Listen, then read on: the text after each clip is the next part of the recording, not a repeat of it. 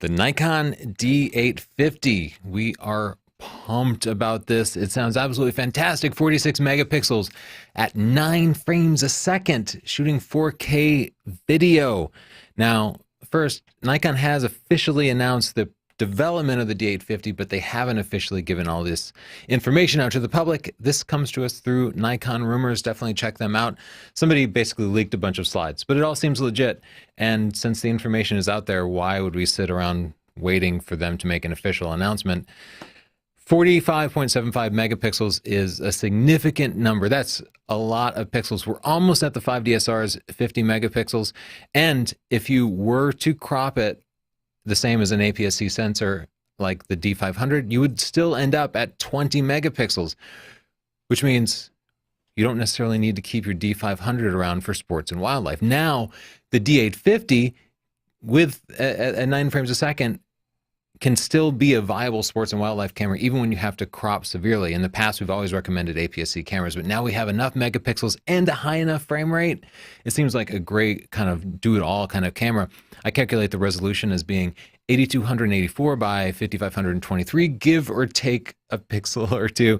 That's just a ton of pixels. Let's speculate wildly about what the DxOMark scores are going to be, what we can expect as far as image quality actually goes. I've put up the numbers for the Nikon D500 because I suspect this full frame sensor is going to be using the same technology as the D500, since the pixel density ultimately is going to be just about the same. This is a full frame camera, whereas the APS-C D500 has a much smaller sensor, a little bit less than half the size. That camera got an ISO score from DxOMark of 1324 and a dynamic range score of about 14 EVs. I expect the D850 to have an ISO score of more than twice that at 2979. And I really don't know what the dynamic range is going to be, but it might be about the same since the pixel density is also about the same. Compared to the D810, the D810 has a little bit more dynamic range, but I guess I kind of expect Nikon to improve upon the dynamic range some over this speculation. But the ISO score of the D810 would be a little bit lower. So again, that is just taking the D500 sensor and scaling it up from APS-C to full frame. That's what we could expect for the ISO score. Nikon might also make some improvements to the noise levels. Notably, it lacks an AA filter, which is identical to the previous generation Nikon D810 and even the previous generation Nikon D810E.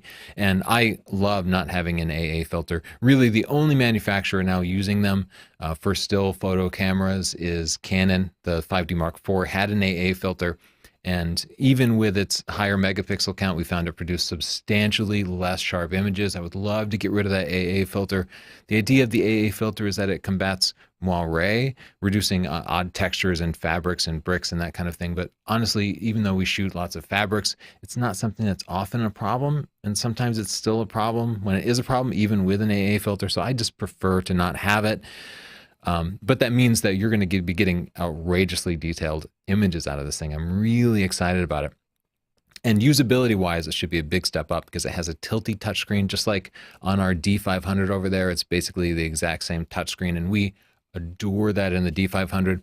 And this is a pro camera. It's for professionals shooting portraits, weddings, events, and particularly for events. You really need that tilty screen for holding it over a crowd and getting shots. But if you're a landscape photographer, it should be an amazing landscape camera. You're often down in the mud because you want to get some flowers in the foreground. And to be able to see the rear screen on a D810 means you have to also be low. So being able to tilt it up and just stand over the camera will make a huge difference. Thanks, Nikon, for giving us that usability.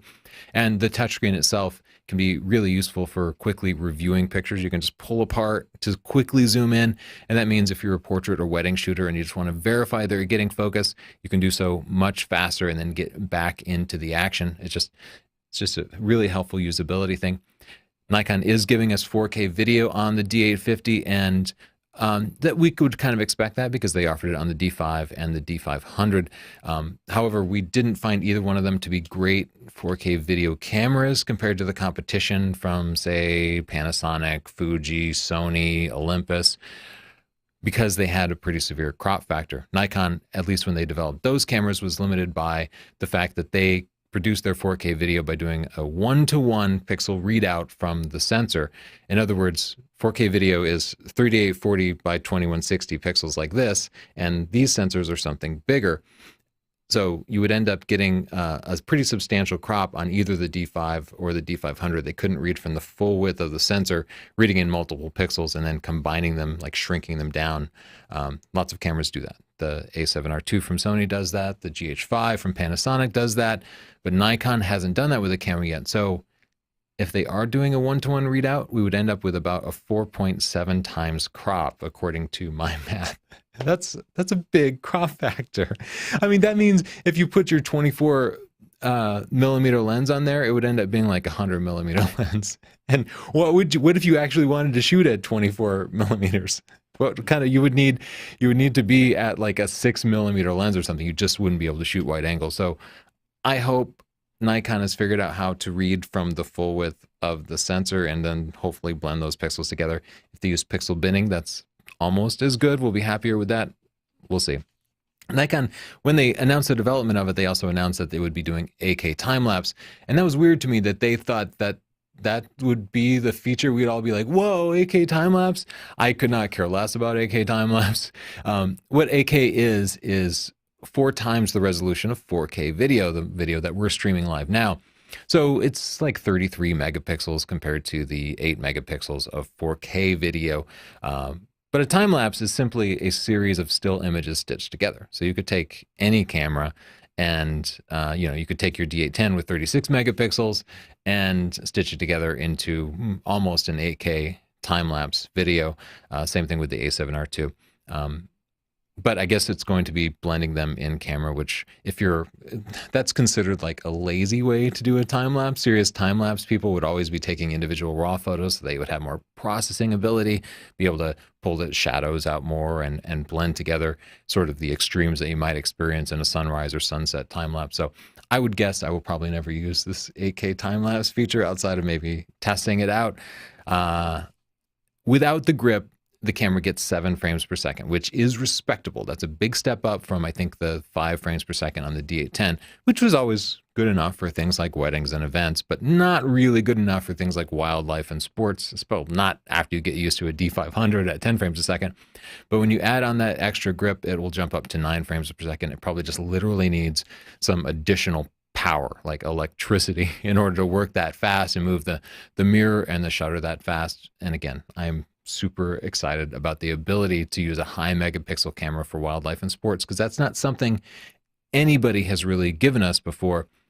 They're packing an XQD card and an SD card in it. This is the same setup as we see on the D500, and we like it on the D500.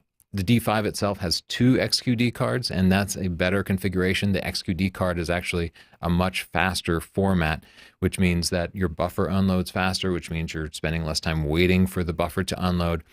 If you have mixed media like this, the SD card being slow and the XQD card being fast, what a pro would do would be to write RAW files to the XQD card and then write JPEG files to the SD card.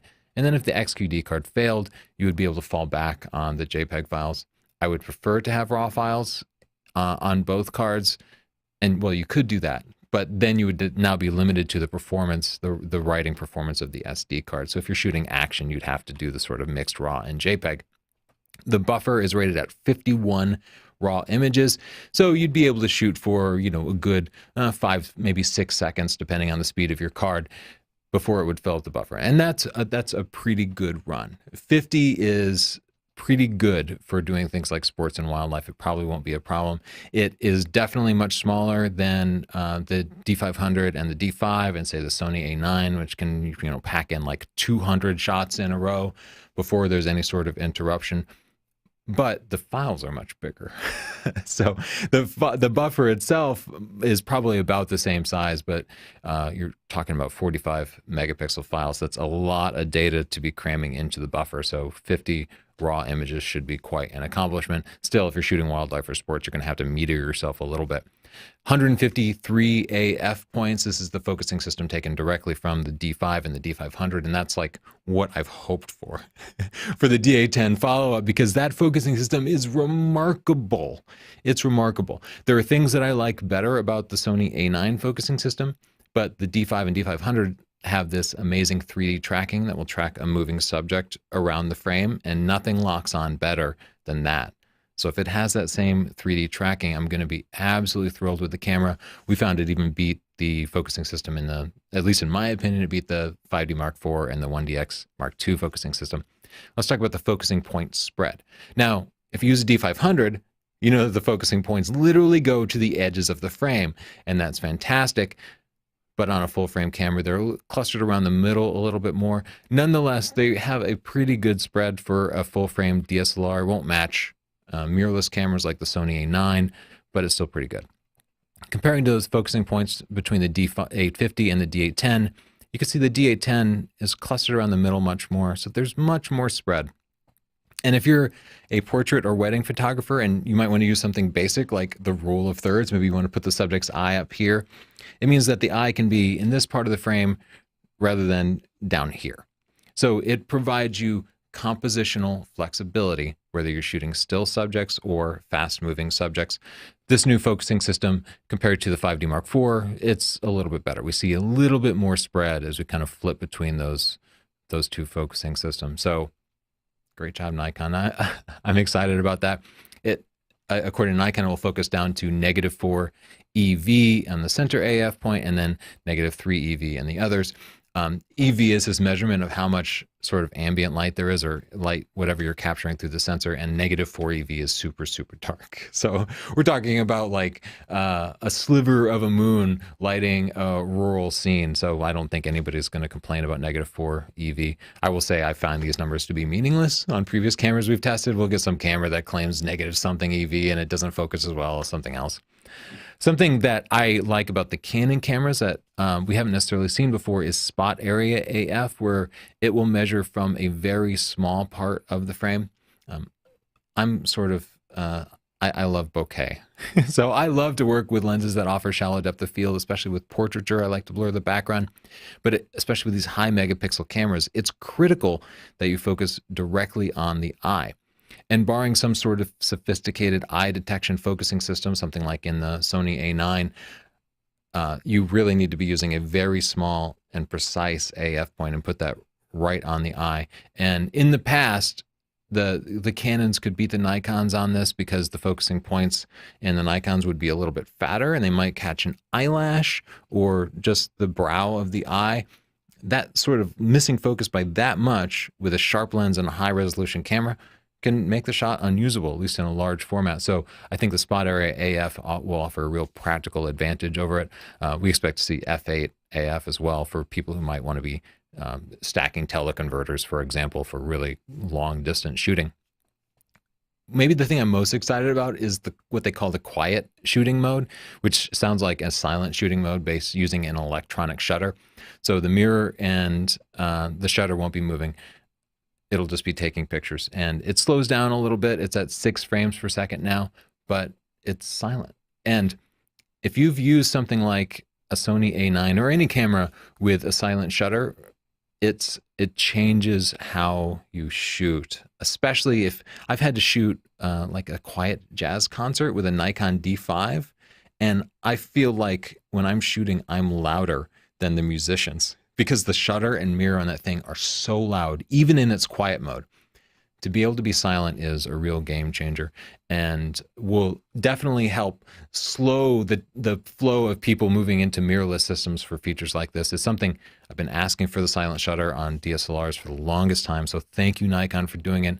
I am confident that you're going to have to be using the live view screen, the rear screen, when shooting silently, however, because if you use the optical viewfinder, then the mirror would have to be moving up and down. And I don't think there's necessarily any way they could do that. They could make it quieter and still have the mirror active, but to be silent, you would definitely have to be using the live view. And unfortunately, my experience using live view on Nikon cameras is that the focusing then kind of sucks. Nikon just isn't that great at that. Nonetheless, I'm excited to get that in my hands and actually test it. The native ISO range is 64 to 25,600. The upper range here is totally arbitrary. They could go to 10 billion if they felt like it, because at some point they're just multiplying all the values by 2 every time. So there's no arbitrary. The upper limit is arbitrary, and I don't know why they didn't give it a upper rating of 1 million like they did the D5 and the D500. Again, that's arbitrary. They just decided not to. There's an extended ISO range going all the way down to ISO 32 up to ISO 100,000, which is plenty. You don't need to go to 1 million. I will say on the D810, the base ISO is 64, and that was one of our favorite features because that would allow us to get cleaner images, like medium format clean, when you could shoot at the base ISO. And one more weird thing, the D810's native ISO 64 is actually ISO 50, like, because for some reason they always exaggerate the ISOs. So I think we're actually looking at more like a film like ISO 50 out of this, and the ability to drop down to ISO 25. And if you were a film photographer, there were some awesome ISO 25 films out there, and that would also be really useful for getting slow shutters in bright daylight and for producing clean images. So thanks Nikon for being literally the only company that appreciates how many pro photographers want lower and lower ISOs and not just higher ISOs. One thing I saw no reference to was Nikon SnapBridge, which is Nikon's wireless technology. SnapBridge in its current state is pretty universally hated.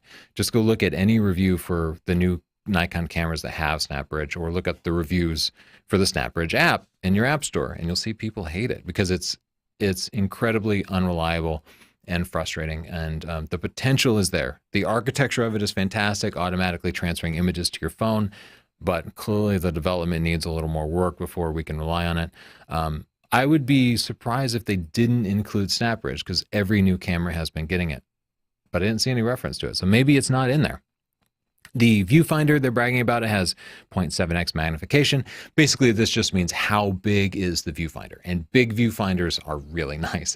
It's one of my favorite things about using a full frame camera as opposed to an APS-C camera, is the bigger, brighter viewfinder. And they're saying it's a little bit bigger than the D810 and the 5DSR and even the D5. So they're saying the biggest ever viewfinder. I'm looking forward to that. They've updated their touchscreen software a little bit. So now you can drag your finger through their antiquated menu system. Good.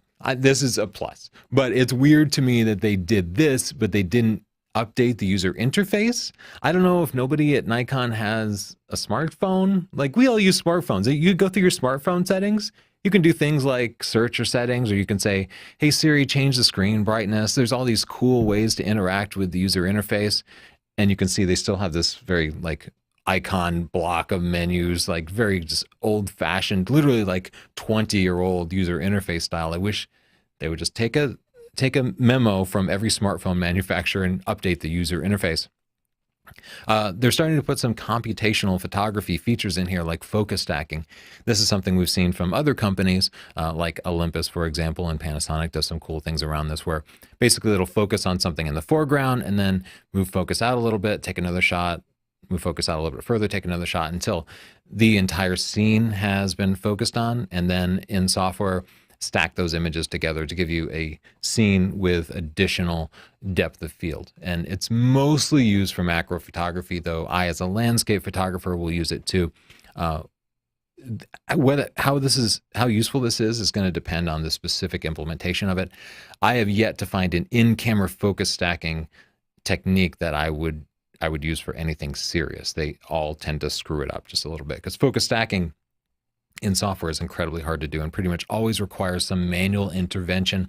So we'll test it out and let you know, but it might not necessarily replace whatever technique you're using now. Like the D5 and the D500, it has illuminated buttons. Thank you. This is fantastic. If you have ever been a night photographer, you will really appreciate the illuminated buttons. I don't know why other manufacturers haven't picked up on that. This pretty much crushes the Canon 5D Mark IV. It has more pixels with no AA, so we're going to see way more detailed images out of the exact same lenses. It has a higher frames per second, making it more useful for sports and wildlife, and it has a tilting screen, which is the biggest problem with trying to use the 5D Mark IV, especially if you've gotten used to the tilting screen on other cameras. And it has real silent shooting with an electronic shutter, which every event and wedding photographer will or really appreciate. Or even shooting sports like tennis and golf where things need to be quiet, that is going to be huge. Those people who need that right now are just fleeing to mirrorless cameras at the moment. The 5D Mark IV still beats it in a couple of ways, like the live view focusing. I presume Nikon hasn't made a massive leap here because they didn't mention it, which is the same video focusing. Canon, their dual pixel autofocus is amazing, and they beat pretty much everybody in that category. Compared to the Sony a7R II, the other high megapixel competitor, it blows it away in a lot of ways. It has, well, a few more megapixels, but more importantly for pros, it has dual memory cards. Almost unforgivable on the a7R II. It's really scary to shoot to one card. It has a much bigger battery that was a constant nuisance on the a7R II. It has a touchscreen, which for some reason Sony would never put in. And especially for tracking moving subjects, the focusing is definitely going to beat it for things like sports. And of course, you have that entire Nikon infrastructure of lenses. The latest Sony G Master lenses have been great, but Nikon has been making lenses since literally the 50s. So you have so many lenses to choose from. It's going to be a great option, but the a7R II still beats it in a few key ways. I much prefer an electronic viewfinder over an optical viewfinder, and I know it's Coke and Pepsi and people are really opinionated one way or the other, but the ability to preview my exposure, to never miss, never accidentally overexpose or underexpose a shot, to always nail the histogram and expose to the right perfectly, to never have to chimp, never have to shoot and then review your pictures to make it because you see it as you're taking it, just as you would see it, to shoot black and white and actually see it in black and white. Electronic viewfinders are amazing. Magnify inside the viewfinder, review your pictures in the viewfinder if you're shooting in a dark environment and you don't want the back screen to light up the whole world. We need a Nikon DSLR with an EVF. Nikon has promised a pro mirrorless camera coming soon, which will certainly have that EVF, but there's no reason they can't put an EVF in an SLR, or at least give us a hybrid viewfinder. There's also no sensor stabilization, which at this point for me has almost become a deal breaker because sensor stabilization is so terribly useful, especially if you're somebody who likes prime lenses. If you want to use 50mm f1.4 or 24mm f1.4, those are you'd pick a fast lens for low light shooting, right? You would, and those fast lenses are all prime lenses, and literally none of them have image stabilization. But if you're shooting in low light and you're hand holding, you would want to use a slow shutter speed. So if I grab an a7R II, I can put a 24mm f1.4 on that and do night photography at ISO 100 and like a quarter of a second. I can hand hold it at a quarter of a second, which means I don't have to carry a tripod around. It's game changing, especially with high megapixel cameras. The reciprocal rule is nonsense. So some people are going to say, oh, I just need to pay attention to the reciprocal rule. Maybe I use a higher ISO, but you can't, if you're shooting at 100 millimeters, you can't necessarily get a shake-free shot at 1/100th of a second if you have a 45 megapixel sensor. We discovered this with the 50 megapixel 5DSR after traveling with it and getting back and just seeing how many of our unstable shots were shaky when the shutter speed was even twice the reciprocal rule. Without sensor stabilization, there's always some movement in handheld shots, and any amount of movement is going to reduce the effectiveness of all those pixels. So you pretty much will be limited to using stabilized lenses or very fast shutter speeds of like 1/1000th, 1/2000th of a second. And the a7R II probably also has better video or live view focusing than Nikon, just based on our experience with every other Nikon out there. Let's talk about the things that we're disappointed with. Still has that retro LCD screen on the top. Literally the same screen from your 70s Casio watch. Other manufacturers have integrated color displays, OLED displays, which can be very low power, but they're easier to see in light. And for some reason, Canon and Nikon, well, they only compete with each other, I think. They don't care what anybody else does. And neither one of them has changed, so they just keep both doing it. As I said, no electronic viewfinder, which I consider to be huge, nor sensor stabilization, and that same live view focus. I actually don't know that they didn't include USB focusing. Maybe it's not too late, but please, would you give us USB charging? Because we travel a lot and we have USB chargers with us. And while the battery lasts a long time, it would be so nice to not have to carry a separate charger with us, or to be able to just grab some quick juice in an airplane or an airport or your car or whatever. USB charging is so easy to put in there, We don't know the price yet. The D810 is priced at $2,800. The 5D Mark IV is at $3,300, and the A702 is at $2,900. I expect the price to be around $3,000, maybe $2,999. They could certainly charge more than Canon does for the 5D Mark IV. I feel like it's more camera. So I wouldn't be surprised to see it come in at $3,500, but I wouldn't expect it to be any more than that. I don't know. Maybe if they make it a great 4K video camera, they might feel comfortable going all the way to $4,000. We'll see. Once again, thanks to NikonRumors.com for providing this information. They are our source, so go check them out. I subscribe to them. And if you want to check out our materials, of course, we have a photography buying guide, which is freshly updated. It even has a section on the D850, which we're going to be expanding soon. And you can pick it up at sdp.io/store. We've just updated it, so it's not currently for sale. The print paperback isn't currently for sale on Amazon, but get it at sdp.io/store. The ebook is $10. The paperback is more. If you're unhappy with it, I'll give you your money back. Doesn't matter. We also have books on photography, Lightroom, and Photoshop that you can pick up on these links. The most stunning digital photography, the most popular photography book in the world for years now. You can go to Amazon and just check out the reviews. Thanks so much. Ask any follow-up questions down in the comments below, and add any corrections down below, because this is a live broadcast and I tend to make some mistakes like that. Bye.